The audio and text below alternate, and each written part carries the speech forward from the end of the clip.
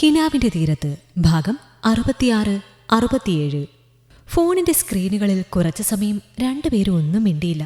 സംസാരം മൗനത്തിന് വഴിമാറിയെങ്കിലും രണ്ടുപേരുടെയും മിഴികൾ ഒരേപോലെ നിറഞ്ഞൊഴുകി. വേദന നിയന്ത്രിക്കാൻ കഴിയാതെ വന്നപ്പോൾ സുധി തന്നെയാണ് ഫോൺ കട്ട് ചെയ്തത്. തിരികെ വിളിക്കാൻ അവൾക്കും തോന്നിയില്ല. രണ്ടുപേരുടെയും മനസ്സ് വിരഹവേദനയാൽ ഉരുകുകയായിരുന്നു.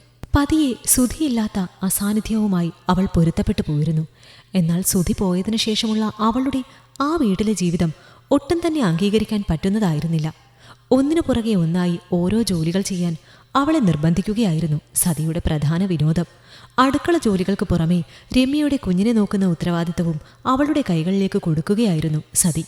സുധിയെ വിഷമിപ്പിക്കേണ്ട എന്ന് കരുതി ഒന്നും പറയാതിരിക്കാനാണ് അവൾ ശ്രദ്ധിച്ചത്.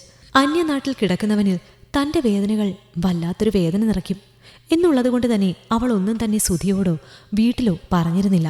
മാധവിക്ക് തൻ്റെ അവസ്ഥ വേദനയുണ്ടാക്കും എന്നവൾക്ക് ഉറപ്പായിരുന്നു. അതുകൊണ്ട് തന്നെ വീട്ടിൽ വിളിച്ച് ഒന്നും പറയാൻ അവൾക്ക് തോന്നിയില്ല. പിറ്റേ ദിവസം മുതൽ മീരയ്ക്ക് കോളേജിൽ പോകണമായിരുന്നു. ആ കാര്യം മടിയോടെയാണെങ്കിലും അവൾ സതിയോട് പറഞ്ഞു. നീ ഇതൊന്നും എന്നോട് പറയേണ്ട കാര്യമില്ല. അവനോട് പറഞ്ഞിട്ട് എന്താണെന്ന് വെച്ചാൽ തീരുമാനിച്ചോ.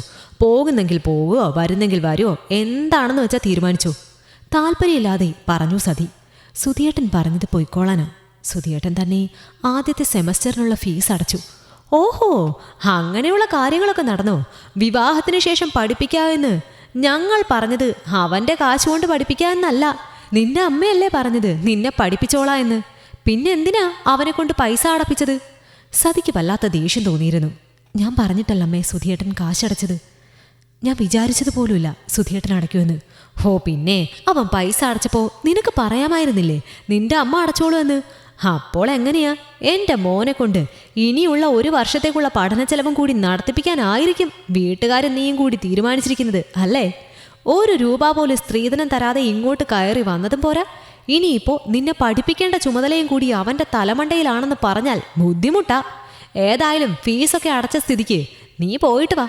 പിന്നെ ഒരു കാര്യം ഞാൻ പറഞ്ഞേക്കാം, പോകുന്നതും വരുന്നതും ഒക്കെ കൊള്ളാം, ഇവിടുത്തെ കാര്യങ്ങളൊക്കെ കൃത്യമായിട്ട് ചെയ്തിരിക്കണം.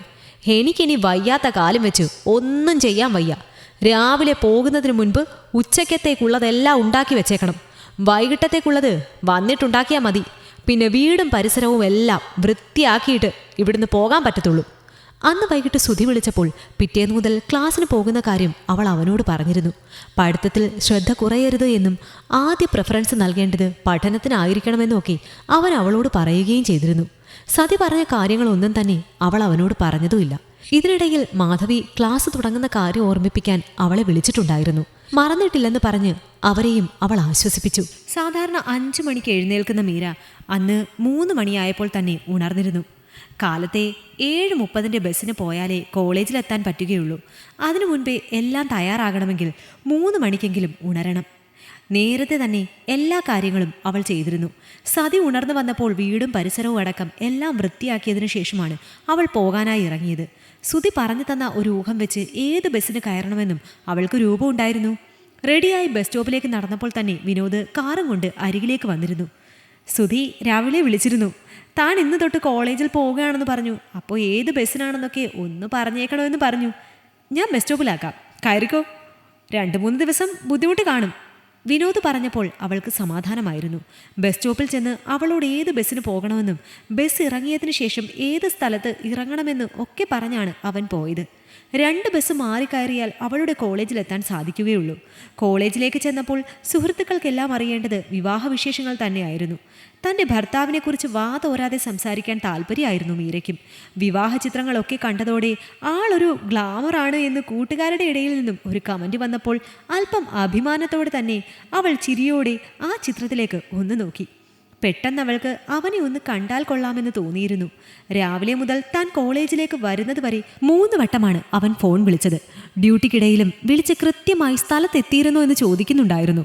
ഒരു കൊച്ചുകുട്ടിയെ ആദ്യമായി സ്കൂളിലേക്ക് വിടുന്നത് പോലെയുള്ള വെപ്രാളമാണ് അവന് തൻ്റെ കാര്യത്തിൽ. ആ കരുതലും സംരക്ഷണവും ഓർത്തപ്പോൾ അവൾക്ക് വല്ലാത്ത സന്തോഷം തോന്നിയിരുന്നു. ക്ലാസ് കഴിഞ്ഞതും ബസ് സ്റ്റോപ്പിലേക്ക് എത്തിയപ്പോൾ അവൾ നന്നായി ക്ഷീണിച്ചിരുന്നു. ബസ് സ്റ്റോപ്പിൽ നിന്നപ്പോഴാണ് സുധി വിളിച്ചത്. അത് വീഡിയോ കോൾ ആയിരുന്നു. അവളുടെ ക്ഷീണിച്ച മുഖം കാണേ അവന് വേദന തോന്നിയിരുന്നു. ഒറ്റ ദിവസം കൊണ്ട് താൻ ഒരുപാട് ക്ഷീണിച്ചല്ലോ. ഒരുപാട് നാൾ കൂടിയല്ലേ ഇങ്ങനെ ബസ്സിലൊക്കെ അലച്ചിലൊക്കെ ആയിട്ട്. താൻ അടുത്തുള്ള ബേക്കറിയിലോ മറ്റോ കയറി ഒരു ചായയും പിന്നെ എന്തെങ്കിലും കഴിക്കാൻ നോക്ക്. ആകെ തളർന്നിരിക്കുകയാണ്. ഇനിയും കുറച്ചധികം ദൂരം യാത്ര ചെയ്യാനുള്ളതല്ലേ. വീട്ടിലെത്തുന്നത് വരെ കാക്കണമെങ്കിൽ താൻ തലകറങ്ങി വീഴും. സാരല്ല സുധിയേട്ടാ, വീട്ടിൽ ചെന്നിട്ട് കഴിച്ചോളാം. എനിക്കങ്ങനെ ഒറ്റയ്ക്ക് കയറി കഴിക്കാനൊക്കെ ഒരു മടിയാ. തൻ്റെ ഒരു കാര്യം ഇങ്ങനെയൊക്കെയല്ലേ അത് പഠിക്കുന്നത്? എനിക്ക് സത്യമായിട്ടും വേണ്ട സുധിയേട്ടാ, അതുകൊണ്ടാ. ശരി, ഞാൻ നെറ്റ് ഓഫ് ആക്കുന്നില്ല. എന്തെങ്കിലും ഉണ്ടെങ്കിൽ വാട്സപ്പിൽ എന്നെ വിളിച്ചാൽ മതി. വീട്ടിൽ ചെന്നിട്ട് വീഡിയോ കോൾ ചെയ്യാം. ശരി സുധിയേട്ടാ. ഫോൺ വെച്ചതും അവൾക്ക് വല്ലാത്തൊരു ആശ്വാസം തോന്നിയിരുന്നു. ഏതൊരു സാഹചര്യത്തിലും അവൻ്റെ ശബ്ദവും അവൻ്റെ വാക്കുകൾ നൽകുന്ന സംരക്ഷണവും തന്നിൽ ഉണർത്തുന്നത് വല്ലാത്തൊരു ഊർജ്ജമാണെന്ന് അവൾ മനസ്സിലാക്കി. 2 ബസ് മാറിക്കയറി അവൾ തിരികെ വീട്ടിലെത്തിയപ്പോഴേക്കും സമയം 6:30 അടുത്തിരുന്നു. അവൾ കയറി ചെല്ലുമ്പോൾ സതി ഉമ്മറത്തിരുന്ന് നാമം ജപിക്കുകയാണ്. അവളെ കണ്ടപ്പോൾ തന്നെ അവർക്ക് വല്ലാത്ത ദേഷ്യം തോന്നിയിരുന്നു. നാമം ജപിക്കുന്നത് കൊണ്ട് തന്നെ അവരോട് കൂടുതലൊന്നും സംസാരിക്കാതെ അവൾ അകത്തേക്ക് കയറിയിരുന്നു. മുറിയിലേക്ക് പോയി മുഖം ഒന്ന് കഴുകി കുറച്ചുനേരം കട്ടിലിലൊന്ന് കിടന്നു. അപ്പോഴേക്കും നാമജപം തീർന്നിട്ടില്ല. അത് കഴിഞ്ഞ് അടുക്കളയിലേക്ക് വന്ന് നോക്കിയപ്പോൾ രാവിലെ മുതലുള്ള പാത്രങ്ങൾ സിങ്കിൽ കൂട്ടിയിട്ടിട്ടുണ്ട്. കഴുകി വെക്കാൻ പോലും ആരും മനസ്സ് കാണിച്ചിട്ടില്ല എന്നത് അവളിൽ ഒരേ നിമിഷം അത്ഭുതവും സങ്കടവും ഉണർത്തി. ഫ്രിഡ്ജിൽ നിന്നും പാലെടുത്ത് അല്പം വെള്ളം കൂടി ചേർത്ത് അവൾ നല്ലൊരു ചായ ഉണ്ടാക്കി. കഴിക്കാൻ എന്തെങ്കിലും നോക്കിയപ്പോൾ ഒന്നും തന്നെ കണ്ടിരുന്നില്ല. ഒരു ചായ കുടിച്ചതിന് ശേഷം അവൾ മുറിയിലേക്ക് പോകാൻ തുടങ്ങിയപ്പോഴാണ് പിന്നിൽ നിന്നും സതിയുടെ വിളി കേട്ടത്. മീര, ഒന്ന് നിന്നേ. ത്രിസന്ധ്യ നേരത്ത് ഇങ്ങനെ വരുന്ന പരിപാടി ഇവിടെ നടക്കത്തില്ല. നിനക്കത് ഇഷ്ടമല്ല. നീ കോളേജിൽ പോവുകയാണെന്നുണ്ടെങ്കിൽ നാളെ മുതൽ 5:30 മുമ്പ് വീട്ടിൽ വരണം. മൂവന്തിക്ക് കയറിയുള്ള ഈ വരവ് നടക്കത്തില്ല. മൂശാട്ട വരുന്നതിന് തുല്യമാണ്. എനിക്കത് ഇഷ്ടമല്ല. ഒന്നെങ്കിൽ കോളേജിൽ പോകണ്ടെന്ന് വെക്കുക, അല്ലെങ്കിൽ നേരത്തെ വരിക. പിന്നെ വൈകിട്ടത്തേക്ക് എല്ലാവർക്കും ചപ്പാത്തി മതി എന്നാണ് പറഞ്ഞത്. വേഗം മാവ് കുഴച്ച് അത് ഉണ്ടാക്കാൻ നോക്ക്. ഇനിയെല്ലാം എപ്പോൾ ഉണ്ടാക്കാനാ? അത്രയും പറഞ്ഞ് അവർ അകത്തേക്ക് കയറിയപ്പോൾ എന്ത് പറയണമെന്നറിയാത്ത അവസ്ഥയിലായിരുന്നു മീര. സിങ്കിലുണ്ടായിരുന്ന പാത്രങ്ങൾ മുഴുവൻ കഴുകി വെച്ചതിന് ശേഷം അവൾ നേരെ മുറിയിലേക്കാണ് പോയത്. വല്ലാത്തൊരു തളർച്ചയും വേദനയുമെല്ലാം അവൾക്ക് തോന്നിയിരുന്നു. ഫോൺ എടുത്ത് നോക്കിയപ്പോൾ 4 തവണയോളം സുധി വിളിച്ചിട്ടുണ്ട്. വീട്ടിൽ വന്നാൽ വിളിക്കണമെന്ന് പറഞ്ഞതായിരുന്നു. അവൾ പെട്ടെന്ന് തന്നെ ഫോൺ എടുത്ത് തിരിച്ചു വിളിച്ചു. അവളുടെ മുഖഭാവം കണ്ടപ്പോൾ അവൾ നല്ല ക്ഷീണിതയാണെന്ന് അവന് തോന്നിയിരുന്നു. വീട്ടിൽ വന്നിട്ട് എന്താ വിളിക്കാതിരുന്നത്? ഗൗരവത്തിലാണ്. സോറി സുധിയേട്ടാ, ഞാൻ മറന്നുപോയി. നല്ല ക്ഷീണമുണ്ടായിരുന്നു. ചായ കുടിച്ചു കഴിഞ്ഞ് കുറച്ച് പാത്രം കൂടി കഴുകാനുണ്ടായിരുന്നു. അത് കഴിഞ്ഞ് തിരിച്ചു വന്നപ്പോൾ വൈകി. പാത്രം കഴുകാൻ അവിടെ വേറെ ആരുമില്ലേ? ഒരു ദേശത്ത് നിന്നും മറ്റൊരിടത്തേക്ക് ഇത്രയും ക്ഷീണിച്ച് യാത്ര ചെയ്ത് താൻ തന്നെ വേണോ പാത്രം കഴുകി വെക്കാൻ? അങ്ങനെയല്ല, ചായ കുടിക്കാൻ നേരത്ത് സിങ്കിൽ കുറച്ച് പാത്രം കിടക്കുന്നത് ഞാൻ കണ്ടിരുന്നു. അതങ്ങനെ അവിടെ ഇടണ്ടല്ലോ എന്ന് കരുതി ഞാൻ തന്നെ കഴുകി. അത്രേ ഉള്ളൂ, അവൾ പറഞ്ഞു. അത്രേ ഉള്ളൂ? ഗൗരവത്തോടെ അവളുടെ മുഖത്തേക്ക് സൂക്ഷിച്ചു നോക്കി. അവൻ ചോദിച്ചപ്പോൾ ഇനിയും ഒന്നും പറയാതിരുന്നാൽ ശരിയാവില്ലെന്ന് അവൾക്ക് തോന്നിയിരുന്നു. അല്ലെങ്കിലും അവനോട് കള്ളം പറയാനും തനിക്ക് സാധിക്കില്ല. അത്രയും സമയം അനുഭവിച്ച ഏകാന്തതയും വിഷമവും എല്ലാം അറിയാതെ അവൾക്ക് പുറത്തു വന്നു. സംഭവിച്ച കാര്യങ്ങളെല്ലാം സുധിയോട് പറഞ്ഞപ്പോൾ മിഴികൾ നിറയാതിരിക്കാൻ ശ്രദ്ധിച്ചു. എല്ലാം കേട്ടപ്പോൾ അവളെക്കാൾ കൂടുതൽ നൊന്തത് അവൻ്റെ ഹൃദയമാണ്. താൻ തിരികെ പോകുമ്പോൾ അവൾ ഒരുപാട് കാര്യങ്ങളെ തരണം ചെയ്യേണ്ടി വരുമെന്ന് തോന്നിയിരുന്നു. എന്നാൽ തൻ്റെ അമ്മ ഇത്രത്തോളം ക്രൂരമായി അവളോട് ഇടപെടുമെന്ന് അവൻ പ്രതീക്ഷിച്ചിരുന്നില്ല. അമ്മ പറഞ്ഞതുകൊണ്ട് താൻ ഇനി പഠിക്കാൻ പോകുന്നില്ല എന്ന് തീരുമാനിച്ചോ? എല്ലാം കേട്ട് കഴിഞ്ഞ് ഗൗരവത്തോടെ തന്നെ അവൻ ചോദിച്ചു. സുധിയേട്ടൻ അങ്ങനെയാണോ പറയുന്നത്? അവളിൽ ഒരു ഞെട്ടലുണ്ടായി. ഞാൻ അങ്ങനെയാണ് പറയുന്നതെങ്കിൽ താൻ അതിന് സമ്മതിക്കോ? അവൻ ചോദിച്ചു. സുധിയേട്ടൻ പറഞ്ഞ ഞാൻ പിന്നെ എന്താ ചെയ്യുക? സുധിയേട്ടനല്ല ദൈവം. തമ്പുരാൻ ഇറങ്ങി വന്ന് പറഞ്ഞാലും താൻ പറയണം താൻ പഠിക്കുക തന്നെ ചെയ്യുമെന്ന്. തൻ്റെ അമ്മ കുട്ടിക്കാലം മുതലേ തന്നെ അത്രത്തോളം കഷ്ടപ്പെട്ട് വളർത്തിയതാണ്. എടോ, നമ്മൾ പറയേണ്ട കാര്യങ്ങൾ നമ്മൾ തന്നെ പറയണം. അതിൻ്റെ പേരിൽ എന്ത് പ്രശ്നം വന്നാലും നമ്മളത് ഫേസ് ചെയ്തേ പറ്റൂ. തന്നെ ഞാൻ എവിടുന്നെങ്കിലും വിളിച്ചുകൊണ്ട് വീട്ടിൽ കൊണ്ടുവന്ന് നിർത്തിയിരിക്കുന്നതല്ല. 4 പേർ അറിഞ്ഞ് താലി കെട്ടി എൻ്റെ വീട്ടിലേക്ക് അവകാശത്തോടെ കയറി വന്നതാണ്.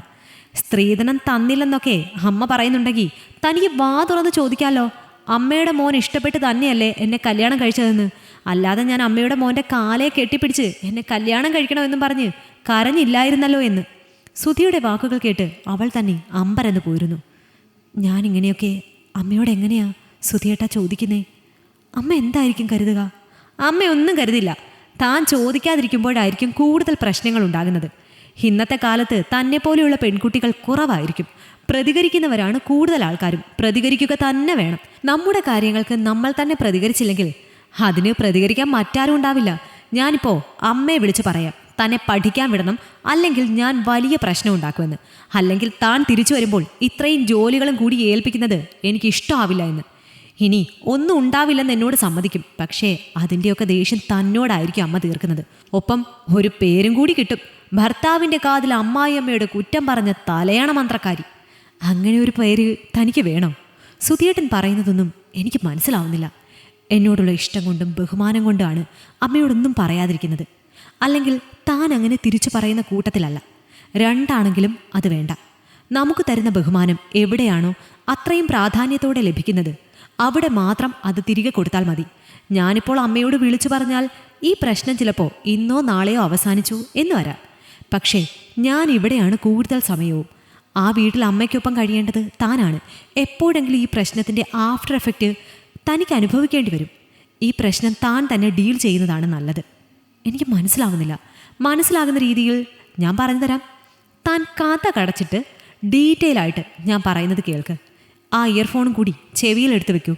സുധി പറഞ്ഞതുപോലെ തന്നെ അവൾ കഥ കടച്ചിരുന്നു. അതിനുശേഷം അവൻ പറയുന്ന കാര്യങ്ങളൊക്കെ കേൾക്കെ അവൾക്ക് പോലും ഞെട്ടൽ തോന്നിയിരുന്നു. പറഞ്ഞത് കേട്ടല്ലോ, ഇന്നിനി വൈകുന്നേരം താൻ ആർക്കും ഒരു ഭക്ഷണം ഉണ്ടാക്കാൻ നിൽക്കണ്ട. അപ്പോൾ വൈകിട്ട് എന്ത് കഴിക്കും? അങ്ങനെ ഒരു കാര്യമുണ്ടല്ലോ. ഒരു കാര്യം ചെയ്യാം, അതിനുള്ള ഒരു വഴി ഞാൻ കണ്ടുപിടിച്ചോളാം. താൻ തൽക്കാലം വന്ന ക്ഷീണമൊക്കെ മാറ്റി ഒന്ന് കുളിച്ച് ഫ്രഷ് ആകൂ. അപ്പോഴേക്കും ഫുഡെത്തും. അത്രയും പറഞ്ഞ് അവൻ ഫോൺ കട്ട് ചെയ്തപ്പോൾ അവൾക്ക് വല്ലാത്ത ഒരാശ്വാസം തോന്നിയിരുന്നു. സംരക്ഷണവും പ്രണയവും മാത്രമല്ല, തന്നിലെ സ്ത്രീക്ക് കരുത്തു പകരാനും അവന് സാധിക്കുന്നുണ്ട്. അത് ഒരു വലിയ കാര്യമാണെന്ന് അവൾക്ക് തോന്നിയിരുന്നു. കുളി കഴിഞ്ഞ് തിരികെ എത്തിയപ്പോൾ ഉമ്മറത്താരോ സംസാരിക്കുന്നുണ്ടായിരുന്നു. അവൾ മുറിയിൽ നിന്നും ഇറങ്ങിച്ചെന്നപ്പോൾ വിനോദാണ്. ശ്രീജിത്തുമായി എന്തോ സംസാരിക്കുകയാണ്. മീരയെ കണ്ടില്ലല്ലോ എന്ന് ഞാൻ ഓർക്കുകയായിരുന്നു. അവൻ വിളിച്ചോ? കുറച്ചു മുമ്പ് വിളിച്ചിരുന്നു. ഞാൻ വെറുതെ ഇറങ്ങിയതാണ്.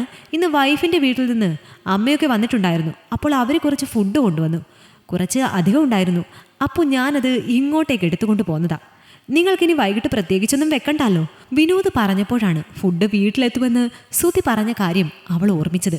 എല്ലാവരോടും യാത്ര പറഞ്ഞ് വിനോദ് പോയപ്പോൾ സതിയുടെ മുഖം മാത്രം ഇരുണ്ടിരുന്നു. മീരയെ കൊണ്ട് ജോലി ചെയ്യിപ്പിക്കാമെന്ന് കരുതിയതാണ്. ആവശ്യത്തിലധികം ഭക്ഷണം വീട്ടിലേക്ക് വന്നപ്പോൾ ഇനി എങ്ങനെയാണ് അവളോട് ജോലി ചെയ്യുന്ന കാര്യം പറയുന്നത് എന്നാണ് അവർ ചിന്തിച്ചത്. ഭക്ഷണം കഴിച്ചതും കിടക്കാൻ പോകുന്നതിന് മുൻപ് മീരയുടെ അരികിലായി സതി എത്തിയിരുന്നു. ഈ ഭക്ഷണം കഴിച്ച പാത്രമൊക്കെ ഇന്ന് തന്നെ അങ്ങ് കഴുകി വെച്ചിട്ട് കിടക്കത്തില്ലേ? എനിക്കിഷ്ടമല്ല അത് സിങ്കിൽ കൂട്ടിയിട്ടിരിക്കുന്നത്.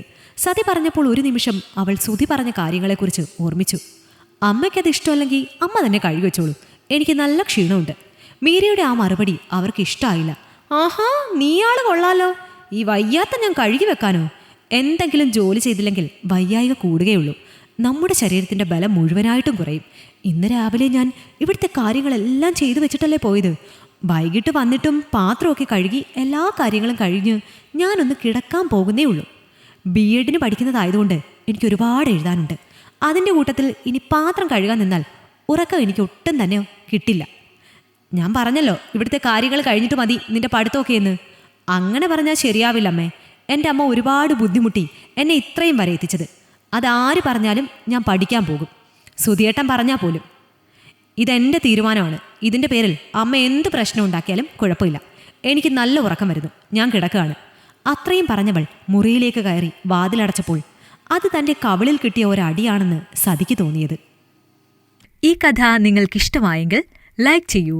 നിങ്ങളുടെ അഭിപ്രായങ്ങൾ കമന്റായി രേഖപ്പെടുത്തൂ. കൂടുതൽ കഥകൾ കേൾക്കാൻ ഈ ചാനൽ സബ്സ്ക്രൈബ് ചെയ്യൂ.